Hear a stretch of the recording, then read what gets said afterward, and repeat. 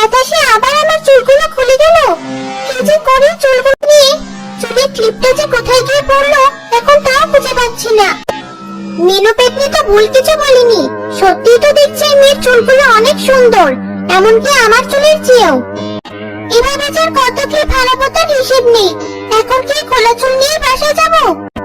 এই মেয়ে, এদিকে আয়। জি, আমাকে কি কেউ ডাকছেন? আমি আপনার কথা শুনতে পাচ্ছি কিন্তু দেখতে পাচ্ছি না।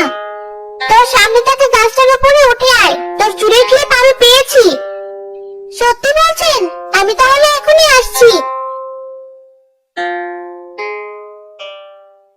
এত সুন্দর চুল আপনার। তুই মনে হয় প্রথম মানুষ যে শুরুতেই আমার চেহারার দিকে না তাকিয়ে আমার চুলের দিকে তাকিয়েছে, প্রশংসা করেছে।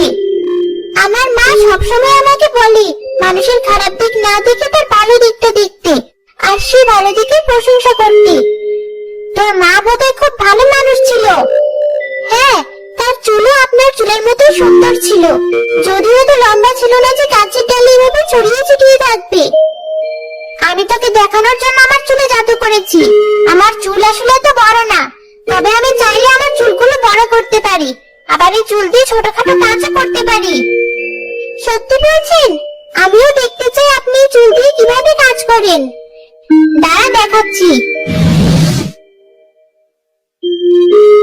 বাহ, চুলটা নিজে নিজেই আমার কাছে এসে ক্লিপ দিয়ে গেল। অবিশ্বাস্য ব্যাপার। এবার আমার চুলের আসল রূপ দেখ। সত্যি হুবহু আমার মায়ের চুলের মতো দেখতে। তোর মা এখন কোথায়? আমি ছোট থাকতে আমার মা মারা যায়, তারপর আমি আমার ফুফুর কাছে বড় হই, আর এই গ্রামে আমার মামার বাড়ি বেড়াতে এসেছি। ও আচ্ছা, তোর চুলগুলো এত সুন্দর হলো কিভাবে? আমাকে তোর চুলের রহস্য বলবি? ঠিক আছে, কাল থেকে আমি আমার চুলে যা যা দিই সব আপনার জন্য নিয়ে আসবো। তারপর দেখবেন আপনার চুলও আমার চুলের মতো সুন্দর হয়ে যাবে। সত্যি? আমি তাহলে কাল তোর জন্য অপেক্ষা করব। আচ্ছা, আজ তাহলে আমি আসি। টনি এরপর মেহেদির তেল আর বিভিন্ন রকমের মিশ্রণ নিয়ে প্রতিদিন পেতনির সাথে দেখা করতে যেত, আর পেতনির চুলে এসব লাগিয়ে দিত।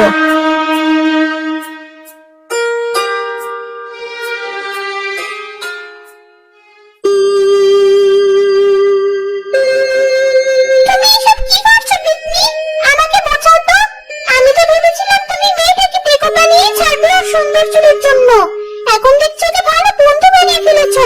আমার বদলে ওই তোমার মাথায় তেল দিয়ে দেয়। আর দেখা দেখি তুইও দেখছি বোকা হচ্ছিস আমার অভিনয় দেখে।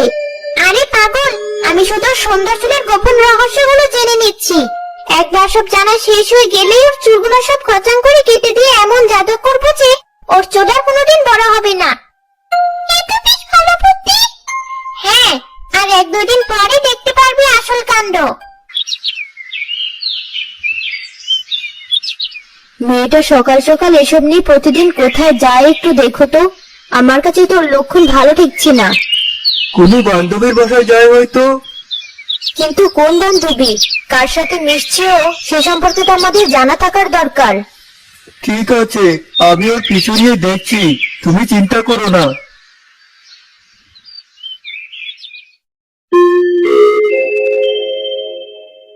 আমি চলে এসেছি, তুমি আছো?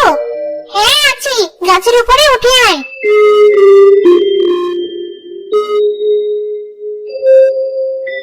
আজকে শেষ দিন, এরপর তুমি নিজে নিজে সব করতে পারবে।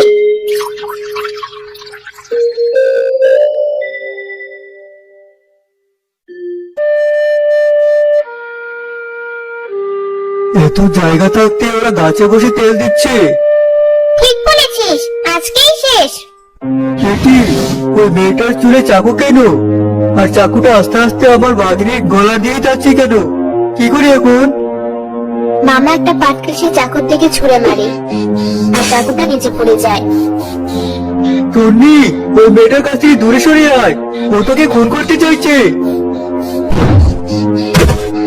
কে বলেছে তোকে? আমি তো শুধু ওর চুলগুলো।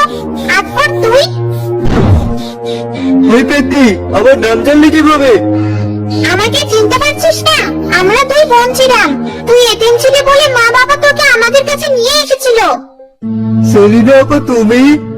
হ্যাঁ। টনি তো তাহলে তোমার ভাগিনী হয়। সুমি আপার মেয়েও। তুমি নিজের বাঘিনীকেই। সত্যি বলছিস? আমি না জেনে নিজের বাঘের ক্ষতি করতে চেয়েছিলাম। হে বিধাতা, আমাকে ক্ষমা করো। সেই কতকাল আগে গাছের ডাল ভেঙে নিচে পড়ে মারা গিয়েছিলাম। এতদিন এই অপেক্ষায় ছিলাম যে নিজের পরিবারের একজনকে হলেও দেখবো। মা বাবা মারা যাওয়ার পর আমরা তিনজন আলাদা হয়ে যাই। বড় হওয়ার পর আমি এই গ্রামে ফিরে আসি। তোমাকে যারা পালিত নিয়েছিল তারা বলে তুমি হারিয়ে গিয়েছো। তারপর আর তোমার খোঁজ করিনি। আমাকে ক্ষমা করে দাও বোন। আমাকেও তোরা ক্ষমা করে দে। এই সামান্য চুল নিয়ে কত নিচে নেমে গিয়েছিলাম আমি। আয় ভাগ্নি, আমার কাছে আয়। তাদের সাথে কথা বলার পর পেতনির আত্মা মুক্তি পেল।